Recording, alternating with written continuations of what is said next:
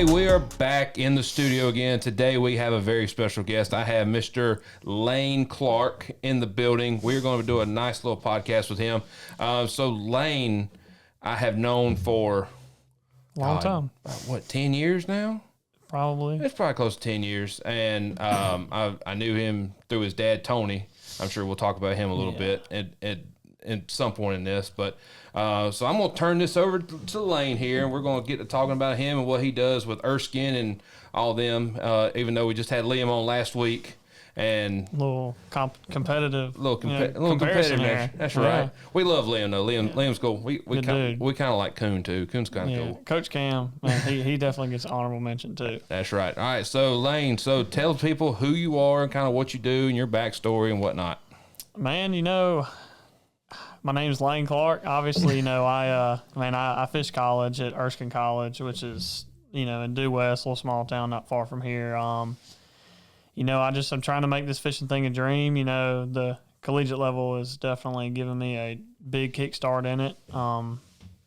That's who I am. I'm fishing. I love it. I live it and breathe it. That's what we're doing every day. Right. But grew up around here, just enjoy fishing around here and, really fell in love with it. And, about the time we crossed paths was really the time that I started realizing, like, hey, this is something that you can do. And, that's something I try to take and run with. Oh, yeah. I just remember, the first time, I ever knew about Lane was, like I said, it was through your dad. We got we'll share that story later. Let's talk about Lane first. So, Lane, how did you get into fishing? Obviously, it was probably through your dad. Yeah, Dad got me into it, man. And I wish he could sit here and tell you the story because, he'd sit there and it'd be, it cracks me up. But, man, it was one of those things, dude. I'll be the first to tell you, I was a typical, elementary school kid that wanted nothing to do with fishing. Mm-hmm. I was always deer hunting. We always, we always hunted. And fishing was a foreign concept to me at the time. I didn't know. I was like, whatever. And he's fishing all these tournaments. He's like, man, you need to come with me. And I didn't want nothing to do with it. Mm-hmm. I was sitting at the house doing whatever. And I finally got into it, and we fished tournaments we fished Cowboys Trail and Fun Fish for, golly, a long time. And I'll never forget the first time I got paid was at Lake Russell. There, we had a 2-day championship, and we finished second, and I got paid. And I'm like, you know what? This is it. This is how I want to make some money. Next thing you knew, the baseball and all that, it kind of started, the interest started slide, kind of moving out. And, I still played sports a little bit. And then I was like, all right, fishing's the deal. Yeah. Like, this is what I want to do. And, that's how it's been ever since. Yeah, that was kind of how mine started as well. I just remember, football, baseball growing up. And then I never got to experience the high school fishing like you did, and now college fishing. I never got to experience any of that. So, let's kind of talk about high school. What was high school fishing like for you? Dude, high school fishing was a huge learning experience for me.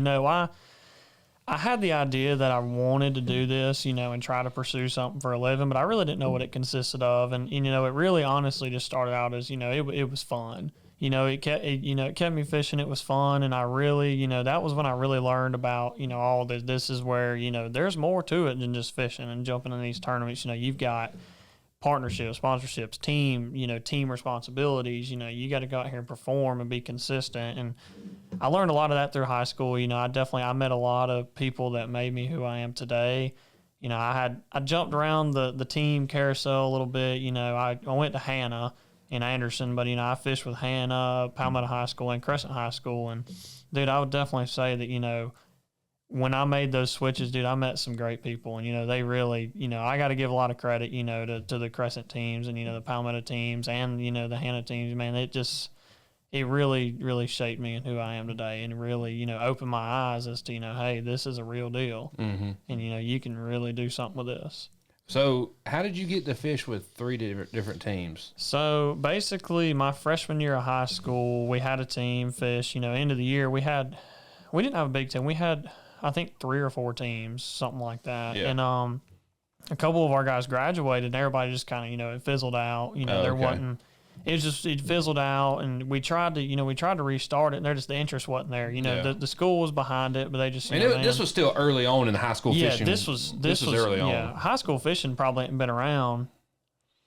4 or 5 years, 3, 4 or 5 years, something like that. It ain't been around long. Yeah. And it was still early, and it just, people weren't really, all about it like there is now, because it's crazy to think that was 6, 7, 8 years ago. Oh yeah, yeah. 6, 7 years ago. Here we go.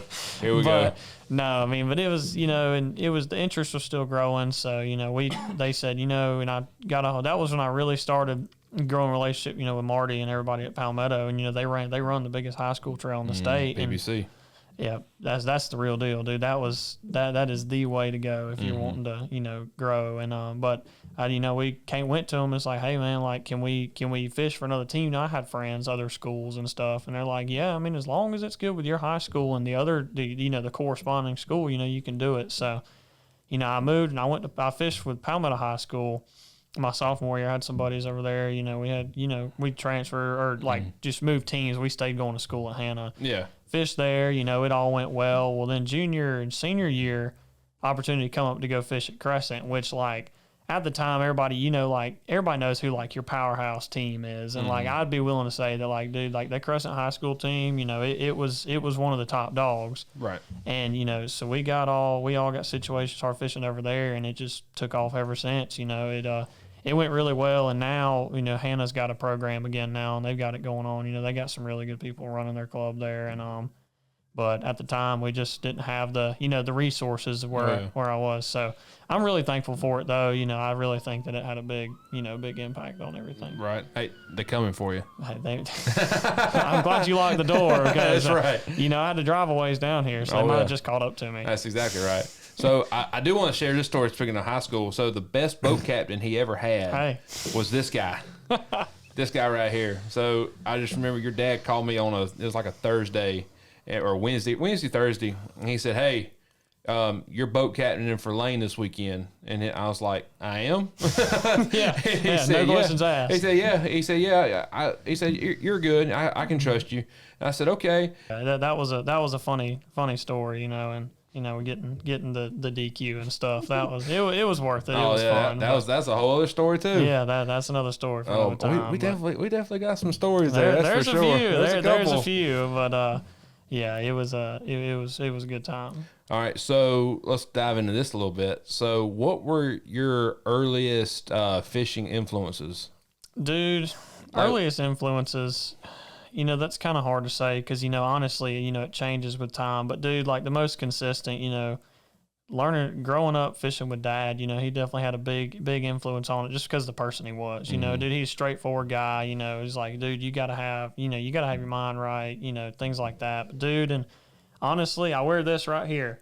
I've worn a PMA bracelet for 8 years now. I've never took it off. I've had a couple battle scars stuff, but dude, the impact that Gerald Swindle and guys like that have had, just on guys like me, and just in the fishing world, it really resonates, because that was something that Dad always pushed for, with positivity, go the adversity, things like that. And I'm really one of those people that doesn't always jump on a board of somebody that's like trying to be an advocate for something. I try to feel out both sides, but his words always stuck pretty true. Oh yeah, he's a very straightforward guy too. 100%. He don't sugarcoat anything. No, he's going to tell you exactly what he feels, when he feels it. That's my kind of people too. Exactly. Somebody you can resonate to.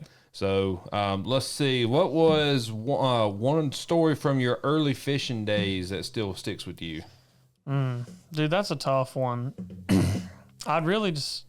Dude, the DQ one's it's a funny one that sticks with you. But dude, probably we'll have to share that one at another time. Yeah, I would love to share that with you another time. Yeah, it did, but we'll touch base on that one a little later on. But dude, a story that always sticks with me. I mean, there's so many, I would definitely still go back to that day on Russell, dude, because it's just and especially looking at the fishing times now, it's crazy to think how different times were. Nobody really, locally, we still had a lot of guys gunning for it, but dude, it's just good old boys fishing. That's all it is. Everybody goes out there and you mess around and it's like, dang, dude, like, we just went fishing and made, $1,000 fishing and, I'm on top of the world. That always sticks, that moment's always stuck forward with me. Oh, yeah. But I will say there is something I want to share is actually kind of how my college journey started. There was a tournament that Marty had my senior year of high school. And, it kind of runs in with a little bit of my testimony too. But it was a really eye-opening moment for me. You know, it's one of those moments, you know, I'm a really bad stressor, dude. Like everybody tells me, dad and mom, they're always like, you stress over this, you know, unnecessary stuff. Like there's no need to, you know, stress over this stuff. Well, man, it was coming down to, you know, I was senior springtime, you know, it's coming down to make your decision. What you going to do? Yeah. Cause there was no, like, you're not going to school. You're going to school. That was knowing your dad, that's exactly what it was. It was, you're going to school. So pick where you want to go. You know, fortunately I had the option, but there is no other option. You're going to pick. And dude, I was really, you know, concerned. I know what to do. And it's no secret that the Erskine program starting out was in bad shape. You know, it's beyond years of what it was at the time. But at the time, there was a really bad, you know, it was not good. Mm-hmm. And those who know. And, dude, I didn't know what to do. And there was a tournament coming up that Marty had called the Scholarship Shootout. Oh, I remember that. Yeah, I remember that. I was fishing by myself senior year, and it was a first place. You know, they got a scholarship to Emmanuel. And then it was like second and third, you know, they give out scholarship money to a college. And it was basically like, okay, like if you're a senior and you win this, you probably need to go to school there. Well, it was one of those tournaments where I remember me and Dad had the conversation. And I was like the Monday before the tournament, I said, man, if I win this tournament, I'm going to go to school there. Plain and simple. Because those were my two options. You know, those were like where I wanted to go. Like in my eyes, that was the deal. And they're right there local too. Yeah, it's local, you know, and I'll be the first to tell you, I love traveling the country, but I promise you, I want to be home when I can. You know, I want my home base to be right here. Yeah. And, you know, that was my two options. And man, I ended up winning that tournament, but it was looking back now, it was an eye-opening moment to just trust. Mm-hmm. Just let everything play the cards like it should. You know, you can only control so much. And, you know, that's just always stuck with me. And that's something, you know, even on a bad day, I think about that a lot. Just that whole moment right there. And it's like, dude, just trust the process. Mm-hmm. Just let it all work out. So. And that was another thing I was kind of going with was like your college experience now with going to Erskine and whatnot with your partner Talus. Oh, yeah. Like, y'all have been a pretty dynamic duo, like in the collegiate level and outside of collegiate level. Y'all just doing regular team tournaments together. Yeah, dude, I really enjoy fishing with Talus. You know, you can get in a loop with it and kind of a bad rhythm with a partner sometimes, dude. And me and Talus, dude, we started fishing together a little bit, just fooling around in high school a little bit. You know, he went to school in Georgia, and obviously I'm up here, so you don't fish tournaments together. And later on, high school, junior, senior year, we see each other on the weekends or whatever. Yeah, you'd see each other at tournaments. It was always one of those. It's like, it's one of them social media friends. Like, you just kind of knew each other. And then one day we started fishing, man, and, you know, it was on and off, you know, whatever. We'd fish a little bit. When we got to college, and we were going to go to college together, well, we went our separate ways fall of our freshman year. He went to Lander, and I went to Erskine. Well, you know, we still always talk like, man, you know, we want to be partners. And, you know, his dad and my dad were like, y'all, wanting it to work out, you know. Or just like at this point, you know, if it works, it works. Well, spring semester of freshman year, he transfers in. And we're like, okay, here's our moment. Well, not quite yet. Mm-hmm. And it's like, okay, well, dude, once we got that freshman year, Jason give us a chance. He was like, dude, because at the time with our team, you know, we had an odd number of boaters and non-boaters. He's like, I'm going to give y'all a chance. And we'll see how it works out. And we won the King of the Hill points that fall. And he said, okay, you've earned it to fish together, and we've ran ever since, you know, collegiate-wise. Man, I feel like we meshed really well together. You know, I like, you know, we can bounce off each other. He's one of those, you know, it's real. You know, we just go out there and go fish and have fun and, you know, like-minded, and it just rolls. Oh, yeah. So I was actually going to say, like, what is, like, the part that y'all get along with the best? Like, what, like, I'm sure some of your different, like some of your weaknesses are his strengths and vice versa. Yeah, definitely. You know, Talus is, and I think he'd agree, and I say this, he's got that mindset of, I know from the past, like he's got a really good historical mindset. It paid off in a tournament we won about a month ago. You know, he's like, we got to pull this right here. And I'm like, okay, so how about a 6-pounder? He's really good with that kind of stuff. That's a good feeling too. Dude, it is. It is a really, really, really good feeling. And now, does that usually work out? No. No, absolutely not. But dude, we've always been able to bounce off each other because we have that I don't care mindset. Mm-hmm. You know, and I think it really meshes well together. You know, just go out there and go.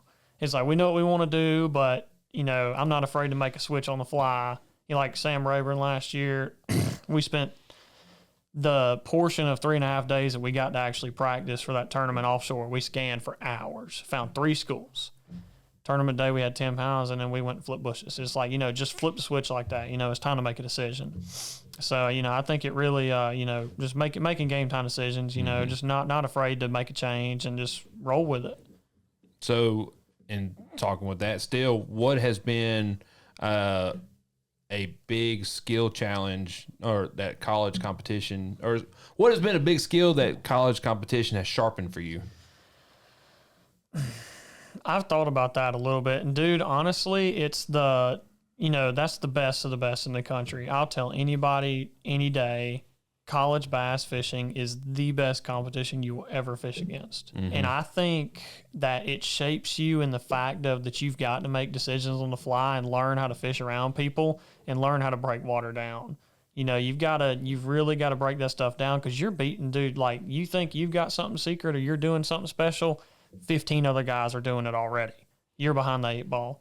So trying to stay on top of things and just, trying to break everything down and learn how to pretty much outfish the rest of those guys. I've really learned that over the past couple of years, but also to keep it really simple, because you'll get in a really bad loop of overcomplicating a lot of things when I feel like in a big setting like that, keeping it simple in a big tournament, and in that kind of crowd, I think it can really, push you over the edge. Right. So would you say that would be the one thing like the average like fishing fan like doesn't realize about college fishing is how competitive it is? 100%, dude. It's so competitive. I mean, I could never emphasize it enough. It is stout. Like I truly think that, like, I think you could put your 50 best college guys in Bassmaster and your 50 best elite guys, and it would be a freaking bulldog fight. Yeah, I think me and Lou were talking about something in that last podcast. I think that's what we were kind of getting at. Like we were talking about like a draft style deal. Yeah. Like that would be kind of cool if they did it like that. It would be pretty sweet, dude. And I think it would be a hammer show. Yes, 100%. A lot of people will get shocked too. I really believe. Oh, I absolutely. I believe there's some college guys that will like just run away with stuff and like just leave some of these MLF and BPT and elite guys. 100%. Dude, there's guys out there now that are fishing collegiate. Dude, they know more about a bass than you could ever look up. A scientist could know. I mean, it's crazy. And it's even crazy to think that, because I started my page in 2013 and kind of started rolling with it, and it didn't really start becoming like popular until that 2017, 18, 19. Social media age. Dude, and it just kind of blew up from there. And granted, it's kind of gone downhill from there, and that's partly my fault. But at the same time, it's like over those years, like these kids that have grown up, like that's 10 years, that's 12 years. Mm-hmm.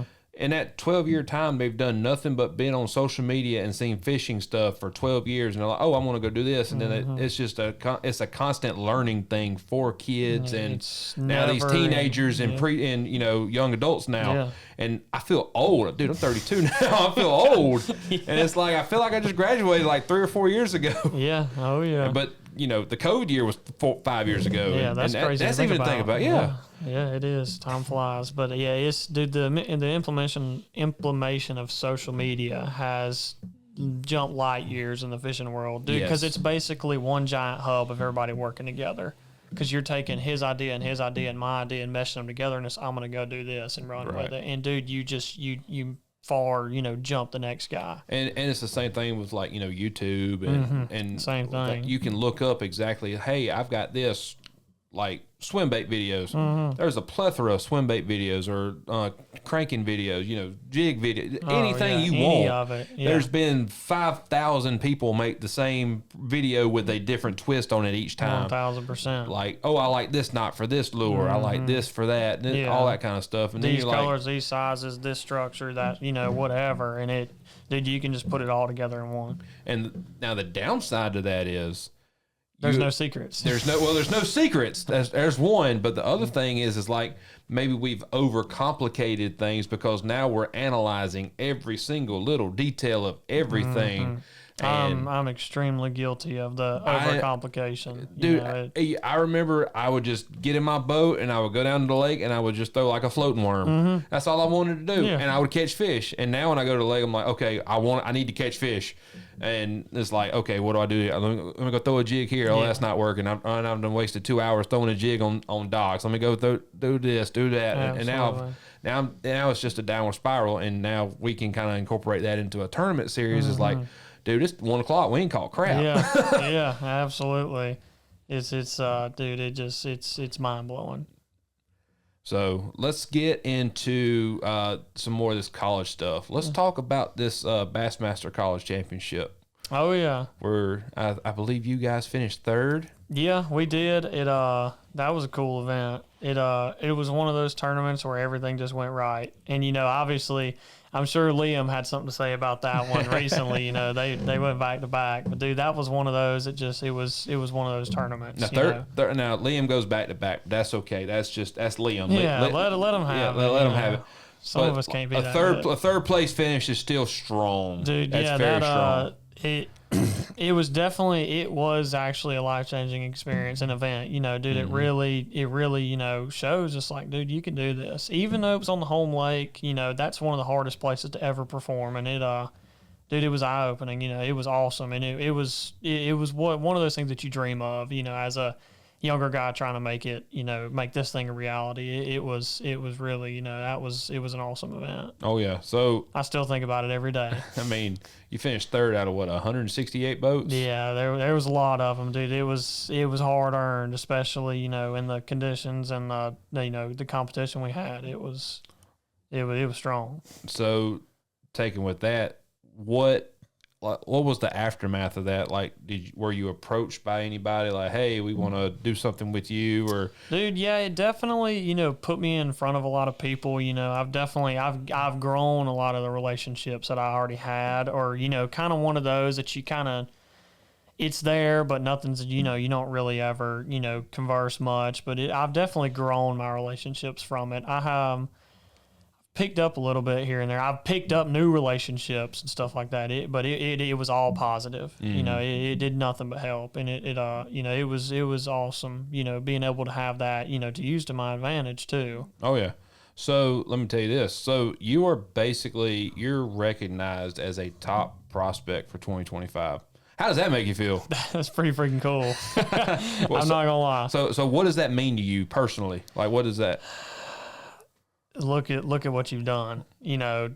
6 years ago, or 4 years ago when I started college, I would have never thought. It's scary. I got to travel the country and fish against 250 dudes. There's no way. Mm-hmm. No way. Like, no way at all. And dude, it's proof's in the pudding. It's here, and it really, it allows me to sit back and go, dude, like, just keep working. The work's there, and the opportunity's there. Yeah.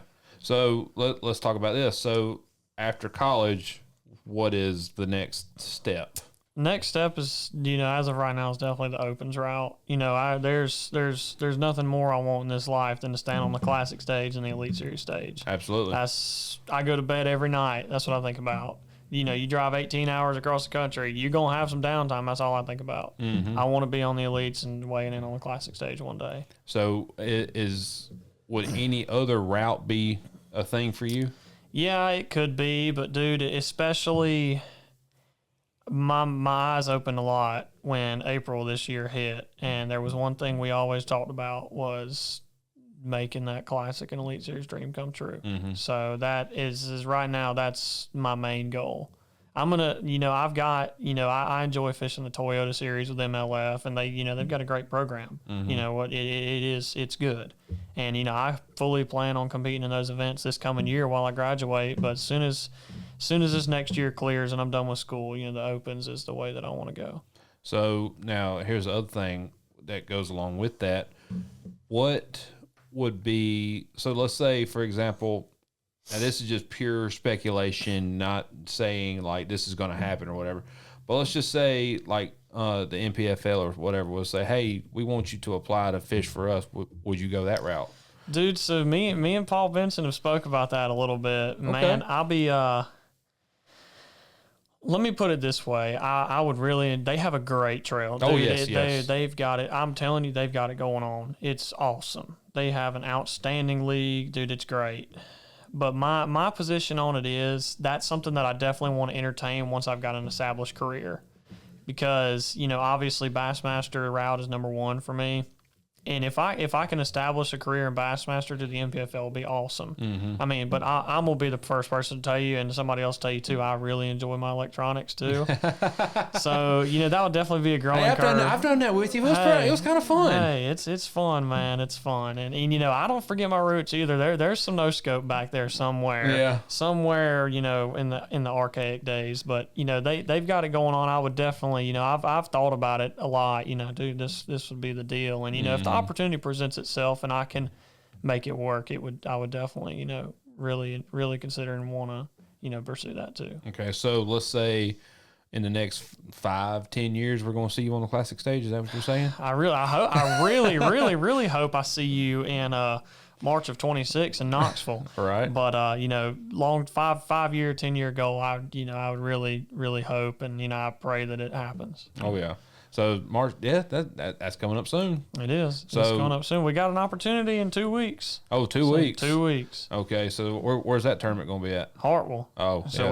we got the team championship coming up, and I had an opportunity in Wisconsin a couple weeks ago, but Lord had other plans. Yeah. So I'm going to be completely honest with you. You don't know this, and so everybody else is going to know this now. If you were in second place on day one. Mm-hmm.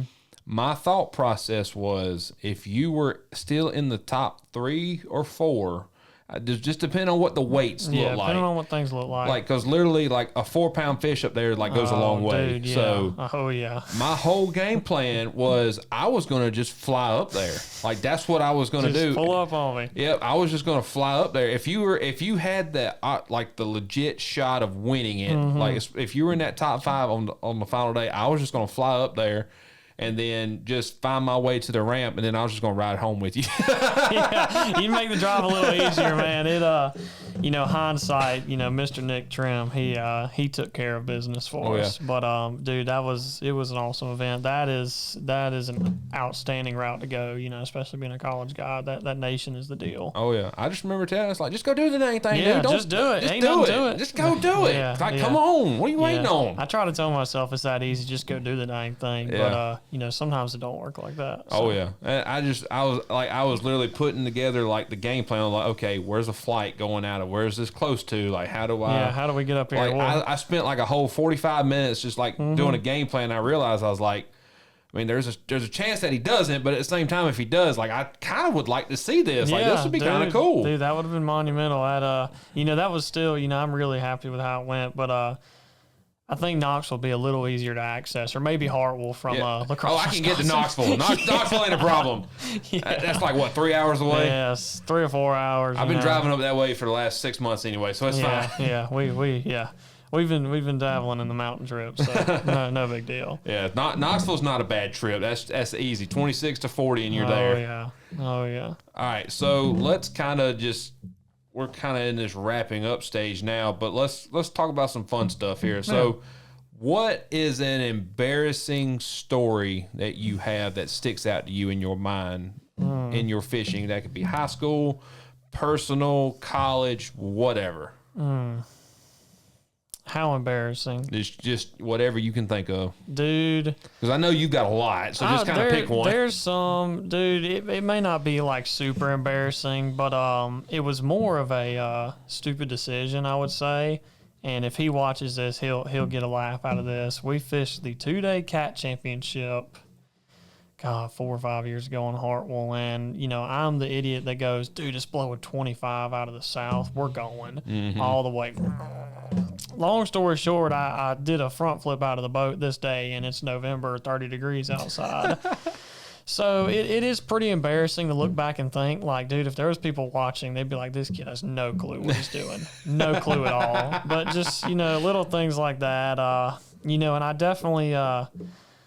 something that's a little embarrassing to me too is being that guy. At Pickwick last year, smash them in practice, just freaking 30 one day in practice, destroying them. Dude, I'm on them. If I hit 25, I'm letting off. Yeah. You weigh 22.5 pounds on day one, and you have 8 the next day. That's a real humbling moment. Very. I've done that before, dude. I've got that. There's a little spell right here that there's some of these multi-day events I've sold the bag on a little bit, and Embarrassing a little bit, yeah. Yeah. Because you've got a whole freaking village back home. Like, dude, you got this. 19 on day 1, 11 on day 2, and it's like, God, dude, it's like it's just to the point now where this isn't embarrassing. It's just heartbreak, and those really stick out to me. I'd have to really put some thought into something just truly dumb. There's a few though. I'll tell you what. Speaking on that, I remember me and a buddy of mine. We were fishing Greenwood. And we went down on a Friday to pre-fish because we had like a little benefit tournament the next day. This was like 2016, 2015, something like that. I just remember we went down there and hadn't caught nothing all morning. I had exact what I wanted to do. Wasn't panning out. I tied on a black jig. First cast caught a 3-pounder underneath the dock. I was like, oh, that was just dumb luck. Yeah. Made the same cast, caught another 2.5. I was like, I will fish every dock on this lake. Yeah, that's Greenwoodology for you, dude. This is before the spots took over, too. Oh, yeah. Back when it was good. And literally, this whole line going down, it was just fish, all the way down. And I was like, let's go look at one more area, and we're calling it. Because it's already like 10:30, 11 o'clock. Yeah. Went to the next area, first cast, caught a 5-pounder, swimming the jig out the front of the dock. Then the very next cast was another 4.5-pounder, and I'm like, bro, I was like, we're going to this dock and we're leaving. Like, this is it. Then I ended up catching a 7-pounder on the end of the dock. I got it hung up on like the chain that was hanging on to the. Oh, of course. Yeah. So it's just dangling up and down. I'm trying to get it loose, and I pick up, and the rod just goes doink. I was like, it's one of those. And I literally just go, I'm hung. Yeah. And so it. He's hung, all right. He's hung the king of the lake. we get all the way over there, and so the galvanized chain was hanging from the dock to the jet ski ramp thing. Yeah. And I just picked up, and all of a sudden I just see this head come up out of nowhere. Yeah. Panic sets in. And I'm like, oh my God, it's 7-pounder. Here she is. And went back we went back for the tournament. We caught 3 fish for like 8.5 pounds. Welcome to the club. We estimated. I mean, granted, on all the stuff we probably had like 24, 25 pounds. Dude, they're there. Dude, you better man than me, though. Oh, my gosh. We went back to those same docks, didn't catch crap. Well, yeah, part of that could be predicted, but, dude, I think that's just the Greenwood spell, I would say. I remember when Greenwood would throw out 30 to 35-pound bags every Thursday. I've always heard. I tell everybody I haven't seen it with my eyes. I don't believe it. I've seen it twice. It just wasn't in my boat. Yeah. Well, the couple times I've been, I don't think I've quite seen 30 pounds. Oh, man. Maybe in 30 fish. It's a good scope pond now. Well, that's what I hear. I remember, dude, before them spots took over, I tell you what, me and Gene Jensen, he called me one day. He's like, hey, yeah, that's him. Yeah. He called me. It was like mid-August or 1st of August, whatever. He said, hey, I'm coming down to shoot a video. He's like, do you want to go with me? And I was like, yeah. And he said, depending on what we do is how I'll do the video. He said, if we don't do any good, he said, I'm not going to do a video. He said, but I want to go because I've heard some stuff. I said, okay, cool. We get down there, and he was throwing like just a giant wake bait. I can't remember what it was called. It was just a giant wake bait. He caught like a 4-pound spot on the end of a dock, and I literally looked at him. I was like, "That's the biggest spot I've ever seen caught out of here." Oh yeah. And then that was August 2015, and then like now it's nothing but spots. Yeah, dude, they're everywhere. I don't know that I've ever seen any that big. Them boys I fish with, they tear down there during the week, but I haven't seen any that big, but they say it's got them. Oh yeah. So I just remember like you could go and catch like 12 pounds, and that was 12 pounds anywhere is pretty solid. Yeah. But 12 pounds, you just get kind of laughed at. Yeah, it's just kind of like, huh.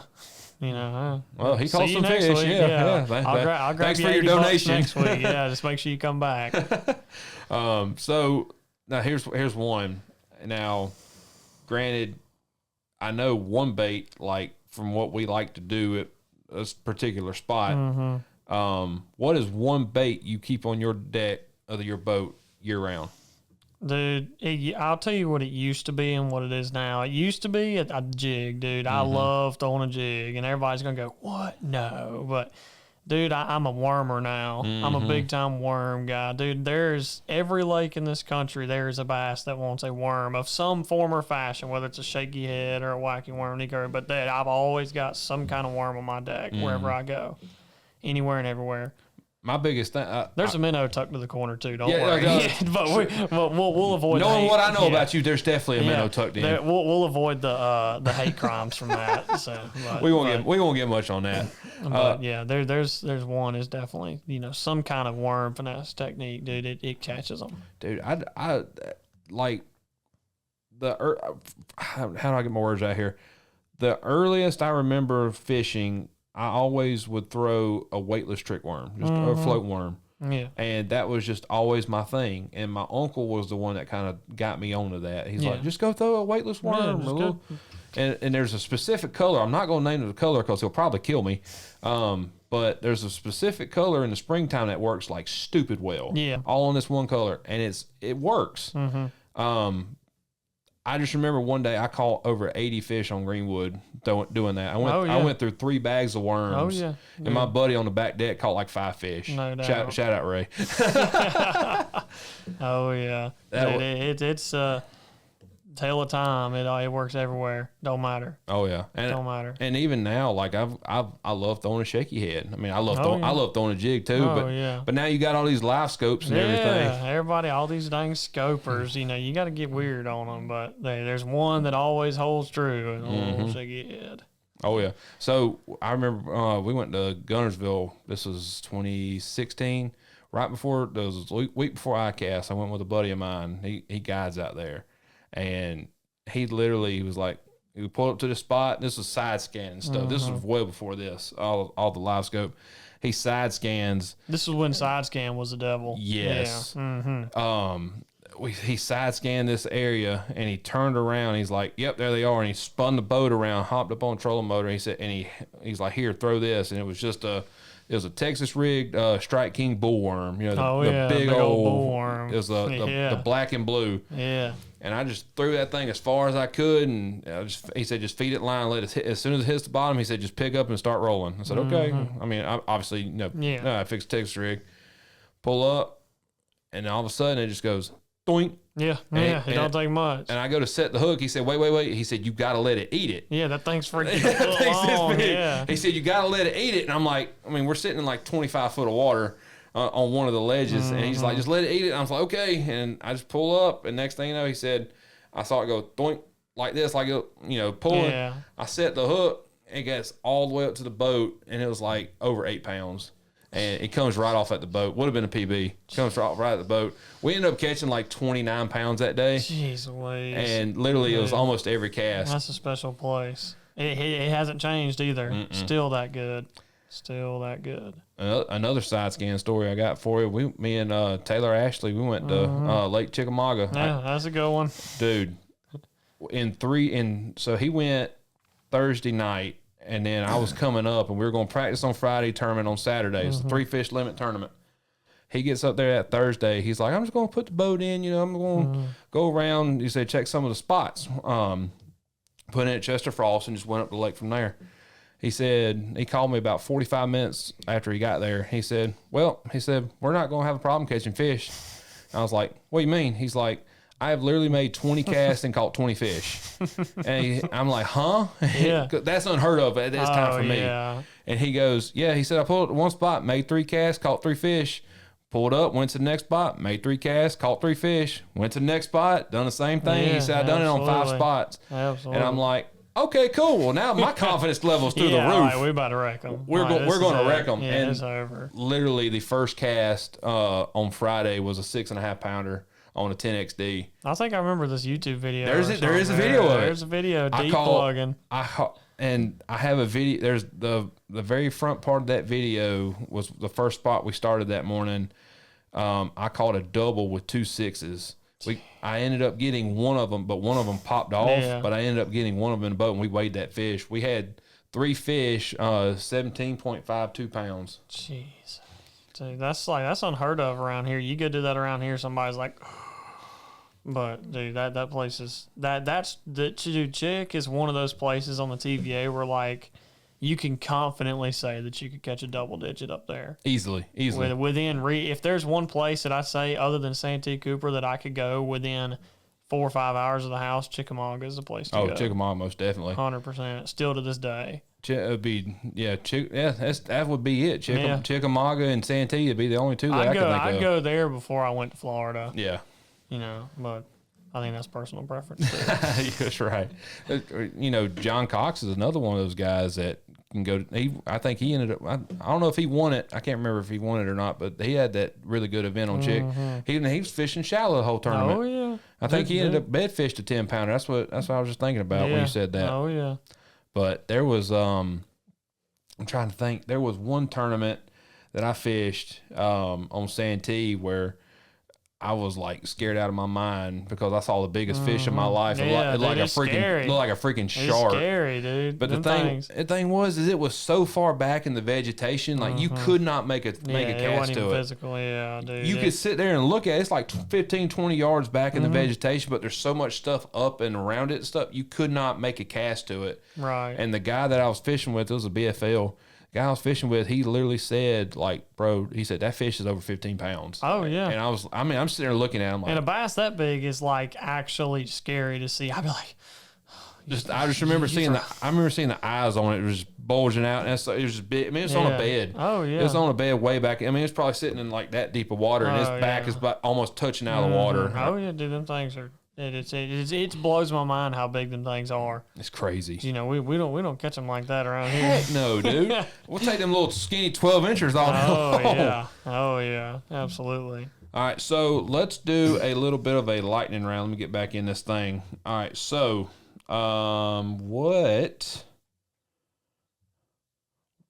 is your favorite lake? I think I know the answer to this. Dude, I'll exclude Hartwell from this. Okay. Gunnersville's. Okay. Gunnersville, I'll exclude Hartwell. Gunnersville. All right. Favorite technique minus scoping. Dude. There's a tie between throwing a frog and probably flipping a jig or something. That's fun but too. I love throwing a frog. Whether it be a horny toad, hollow body frog, something like that. I love doing that. Okay. Boat snack. I asked Liam this question. I got to ask you too. Dude, go-to is usually some form of like jerky or something, or I'm gonna get some laughs out of this, dude. Little Debbie's, dude. Like they're so easy to just throw in there, dude. Hunting or fishing, I don't discriminate. I do it on both, just to put it out there, dude. That's universal. That's dude, right. It's quick. You can throw it in there, got a little wrapper, just toss it to the side. You're good. Good to go. Yeah, I mean everybody says jerky, but that's kind of a. Yeah, I really enjoy it, but if I got some Debbie's in the cooler, like I'm excited to eat my snacks that day. Excited. All right, so we're just going to foreshadow here for a second. You're in the Bassmaster Classic. You're fishing the Bassmaster Classic. What is the song that is playing in the arena when you pull through? Dude, Cold, Crossfade. That's end of story. End of story. Dude, I want something that is like borderline petrifying. And dude, that song just like starts off ready to go. That is. I think about this more than I should, dude. If and when I go through the classic stage, I want it to be so loud and petrifying that everybody's like, "Oh God, oh God." But even this if devil music, dude, I'm a saved man. I give my life to the Lord, but I promise you, dude, I'm all about. And the funny thing is, I've thought about the same thing. It's like, do I play heavy rap or do I play a good? Yeah, I like a skillet, Christian song, something good, and I feel like there's a little bit of love in God's heart for some good rock and roll. Oh, some heavy metal. Now Skillet is a known Christian band. One of my favorite songs and would probably be one of the songs I would think about actually playing is "Surviving the Game." If you've never heard that song, you need to go look it up. It's a great song. And it's just that, dude. There's some of those like worship songs, dude. You could 100% get down to in the arena, without a doubt. But I'm one of those guys. I want my presence to be known, even if I got 2 pounds. I want it to be known when I'm there. I can't remember. Oh yeah, it was 2019. It was the last Bassmaster Classic that had like everybody, like Mark Daniels pre-split. Jr. Pre-split. Like they had just announced the split like 2 weeks earlier or whatever. And then Ott won. And then Tennessee Ott won. River. Yeah. Right. And then it was I'm trying to think. It was Mark Daniels Jr. comes in there to Andy Mineo and just the way the whole crowd was just silent, and then that music just pops off. Like, I was like, that was iconic. Yeah. I just remember everybody was quiet because they're like, we were on the edge of our seats, and then he comes through, and that music just drops, and it's just boom, boom. Everybody's like, yeah, I'm with this. Yeah, everybody was hyped up on that one. I remember that one. I'm all about, get that crowd fired up. Let's play something crazy. I think it was 2018. The one that kind of shocked me the most was Casey Ashley in 2018 at Hartwell. He didn't play his song. He played some song off of the Suicide Squad movie. I remember it wasn't his song, but I couldn't tell you what it was. It's All My Heathens or something like that. I don't know the name of the song, but I know the song. Yeah. And I was like, why is he not playing his song? Like, this is what is this? Yeah, we just missed a real iconic moment here to follow it up. But dude, I consider that one too. Dude, that one's got some momentum with it. That one's got some aura. Oh yeah. Dude, it's got it. But dude, I'm with the headbanging. Yeah, so if it ever happens for me, I really don't. That's going to be the hardest decision I make for that week. Oh, is dude, like, what's my song going to be? Part. Yeah, 100%. Because I mean, the crowd and the noise and the energy in that room, in that stadium or arena or whatever, that's what you want. Like that's what you're there to kind of help do, and like. Song choice is everything. Yeah, that literally defines that defines my picture coming through here. And that's literally going to define people remembering you or not too. Yeah, absolutely. I mean, look at like guys like Matt Robertson and stuff, dude, acting crazy. Dude, nobody, if you see that in person, dude, you will never forget it. I remember it was this past year in Texas. Taku, he did the Matt Robertson thing because Matt Robertson made the classic. And he takes I got it on video. He Mercer just looks at him. He goes, "You got to spit it," and he goes, "Okay," and he grabs it and he goes. And it's 10 times funnier being Taco too, dude. That just makes it 10 times better. Oh man, we got cussed out by him on at the elite event. Hey, you probably didn't understand half of it. No, we didn't. But come on a shed. It was Sago was in the boat with us, and he said, "Yeah, he just cussed us out." Yeah, well, at least he knew. Yeah, so it wasn't our fault. Like we were, I was with the pride of Lefty, Hunter Deal. Oh yeah, the pride of Powdersville. The pride of Powdersville. Oh god, he's got the left-handed. So here, no, the pride of TR. That's what it was, not Powdersville. Yeah, I was about to say Hunter, dude. He's TR warrior, dude. Pride of TR. I'm sorry, I couldn't get my words right. The Dogs is just rolled over in their grave. So. All right, so I'm with him. We're got the media boat. It's me and him. It's like day 3. Everybody's sitting there like, Pledge of Allegiance or, national anthems playing and whatnot. And Neil's telling us this boat, I wasn't paying no attention. Neil told us this later. He said, this boat just comes roaring right up. And he's like, it shuts down. And all you see is Hunter jump up like he's been up all night, jumps on the trolling motor, pushes the trolling motor down and stands up, takes his hat off and left hand on the heart. And then Neil just happened to look at him and was just shaking his head. Yeah, dude. And then the Bassmaster photographer turned and took a picture of him. He's just like this. And I'll put the photo in here somewhere. Yeah. And he's like that. Dude, I didn't even notice that, dude. He'll never hear the end of it. So, I'll fast forward this story a little bit. So earlier that morning, we had to go back because we were getting Sago. Well, cool, dude. Sago's so cool, dude. Yeah. I love Sago. He would never remember, but I drove him around at the Knoxville Classic last time. We had a ball. Oh, he's so cool. Oh, yeah. But who was it? It was one of the,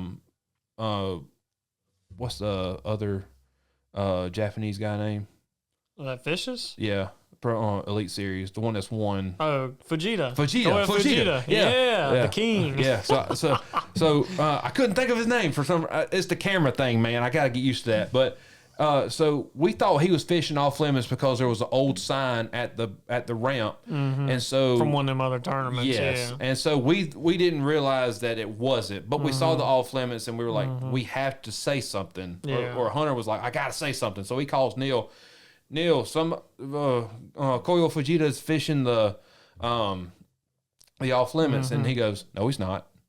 And Hunter's like, yes, he is. Yes, he is.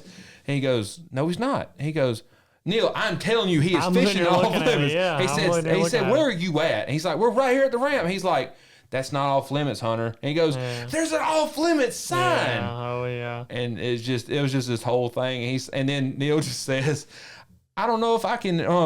How did he word it? He's like, I don't know if I trust somebody that don't know their left from their right. Yeah. And I was sitting there going like, what are you talking about? And then later on he told us, and he said, if there was a photo of that, he's like, we are getting that printed and we're posting it everywhere. Yeah. Look at this guy. But Patriot. So we confirmed that he was not fishing the off limits, that it was an old sign. So we had Dude, y'all's preying on the king of Japan's downfall. I wasn't. That was not me. That was all him.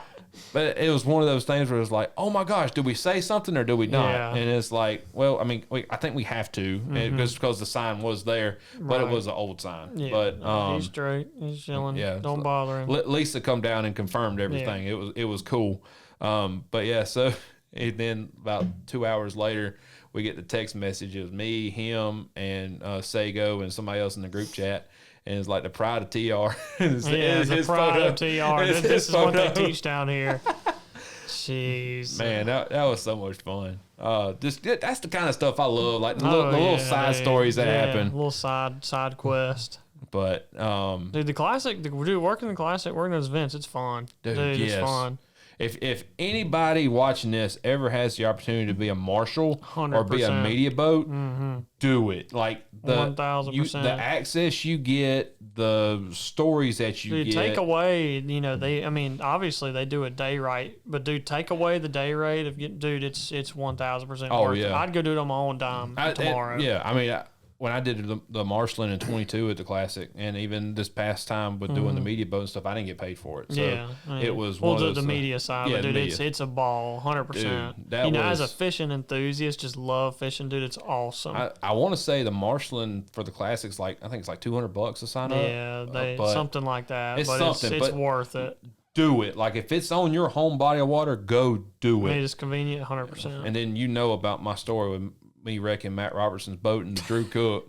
You know that story, don't you? No. Yeah, that was I showed that story with Neil. Neil didn't know about it. That was in Harville, wasn't it? Yes. Yeah, right there on Green Pond. Yeah, we'll save that one for another day. Oh, it's already out there in the interwebs. Yeah, it's out there. But I'm trying to think. Oh, so I do want to touch on this before we get off this thing, like how we got introduced. Basically, was your dad? Yeah. Oh yeah. So I was at dinner one night. This was in 2015. It was like first week of April. I was at dinner and I get a phone call from one of my buddies that does outreaches and stuff with kids and whatnot. They're having a benefit tournament. And he knew I wanted to fish, but my boat was down, so I kind of backed out. Well, he calls me and he says, "Hey, I got this guy whose kid can't fish with him because he's got football practice." For spring practice. Yeah, or see, it was something like that. Some kind of practice. I think that's what it was. Baseball back then still. Oh, okay. But same difference. Yeah, so it was a sport. Obligation that I didn't want to be at. Correct. Well, so he calls me and says, "Hey, this guy doesn't have a co-angler or whatever. His son can't fish." He's like, "Do you want to go fish with him?" I'm like, "Yeah, just send me his number." He said, "I don't care. I just want to go fishing." Yeah. Well, I get his number and he calls me. He gave him my, however it happened. Anyway, he calls me. And then I realized who it was. His name's Tony Clark. Tony was a nurse at the hospital that I worked at the time. And so I knew Tony because he was working night shifts and stuff. So we ran into each other a bunch and we talked. But we were never to that point where hey, let's go fishing. We were just, I went into so-and-so this weekend. It's small talk stuff. Yeah. So the morning of the tournament, we get there and it's second week of April, first week of April. Fisher's supposed to be on bed, whatever. Let's avoid the fishing details. Okay. Yeah. So, no fishing details in this. Well, he's got one rod on the front of his boat. That's all I'm going to say. Yeah. He had one rod on the front of his boat that I was not thinking what we were going to be using. We took that one rod and went around the whole lake and probably caught 60-something fish that day. Oh, yeah. And I think we weighed in 16 pounds, and we didn't even place, which was the bad part about this. And I was like, dude, we're going to win this thing. I've never caught 16 pounds out here. And I caught like a 10-pound striper first thing that morning. That was really cool. Oh, yeah. But, yeah, so we did that, and I ended up getting a a treble hook straight to the thumb. I remember that, trying to get out of the boat. Yeah, there was a few of those back in the day. You and him, dude, it was like a plague in there. Mm-hmm. Oh, next day, I got hooked. He got hooked. We're all, I was like, jeez. At least y'all are in the health field. Oh, yeah. Oh, I couldn't. He looked at me. He's like, oh, you're fine. Yeah. I'm like, yeah, there's just a big treble hook sticking out of my hand. You'll be good. Well, anyway, long story short, that's how we got introduced. And then you started coming around, and he started telling me about you fishing and stuff like that. Ruined it all. Ruined the whole thing. And I just remember, like, your dad was like so, like, your biggest fan. I told you this before. I was like, he was your biggest fan. Nobody wanted it more than I did. No, and nobody wanted more than he did for you. Yeah, because he was. Nobody wanted it more than he did. Yeah. He was just gun ho, like Lane Clark, like do this. And I just remember we were at where were we? It was ICAST, and he sends me a text. He's like, "Hey, I need a video of Chris Lane." Dude, yeah, I remember I need a video of Chris Lane. Dude, that was peak. Yeah. That was peak. Dude, like 2015? It was 2016, 2017. It was one of those. And dude, that was peak. That was top moment. And I just remember, like, that happened, and I just said, okay, I'll see what I can do. Yeah. Next thing you know, there come a video along. Dude, that was freak. That was like the highlight of my career. Dude, I was like on top of the world. I was like, this is the coolest thing ever. I do want to say this because it was kind of weird trying to pitch that to Chris to say, like, hey, just say, hey, Lane, I'm here. You're doing good. Just keep on doing you and stuff. He's like, who's Lane? Yeah, he he's got just a nothing. kid. Yeah, he's just some dude, but. I guarantee you he's heard about you now. I don't know. You'd be surprised. But long story short, that's how we got intertwined. And then it was small world. I think I was fishing with Tony like every other day off or something like that. Or fishing a lot. He'd call me like, hey, I'm going in the morning. Meet me at the ramp if you want to go. Maybe River Forks. Or it was either River Forks or Twin Lakes. One of the two. Every time. He never went anywhere else. Nope. Or what's the one right across from Portman and Green Pond? Oh, Broles. Yeah. Broles, yeah. That was another one we went to a few Broles times. Was a good one. Was about sunk his truck one time. Yeah. Dude, that flat ramp, I still almost do it. Camper shell is a man's worst nightmare at Broles Landing. I love it to death, but dude, it is. It was one of those things, like I kept backing up and it just kept going. I'm like, the boat's not coming off the trailer. He's like, whoa! Yeah. Don't sink my truck. Yeah. I've heard that phrase come from him a few times. Oh man, he would be the nicest person one second, and then he'd be mean as a rattlesnake the next second. Flip of a switch. You'd hear some things you never heard before. Oh man. Sometimes, but there was some good memories in that. Oh yeah, I'll laugh at it now. Oh yeah. But so I think we're about done here. I think we got a good little show here for everybody. Something for somebody to listen to. That's right. When they're bored on the way to work or something. Right. We'll have to do some. We'll have to have a part 2 to this where we can talk about the stories. Absolutely. Of all the details involved. We don't want him to get DQ because we don't want another story on top of the one. Okay. Yeah. I need to stay in good standing if I can. Yeah. We're trying to make it to March. Let's make it to March. Yeah. Let's try. This tournament would get you to March, right? Mm-hmm. Okay. So we got to get into March. Yeah, it's a biggie. All right. So, real quick, tell the people where they can find you on social medias and stuff. Yeah, y'all can find me on Instagram, Facebook. I'm growing on the TikTok thing. I'm not much of a media guy. Hey, I made a couple TikToks for you. Yeah, hey, there's a few on there. Go check me out. But dude, it's just Lane Clark Fishing. You can find it on there. I try to stay pretty consistent with posting, and hit me up on there if you ever want to, chat about something. I do some guiding on the side. I really focus on a lot of the high school guys. Which means I'm out of the equation. He ain't gonna take me fishing. Well, you've had your redemption. But, hey, you can find me all over social media, and I'd love to hear from you. So. Well, I think that just about does it. Well, we'll see you on the next one.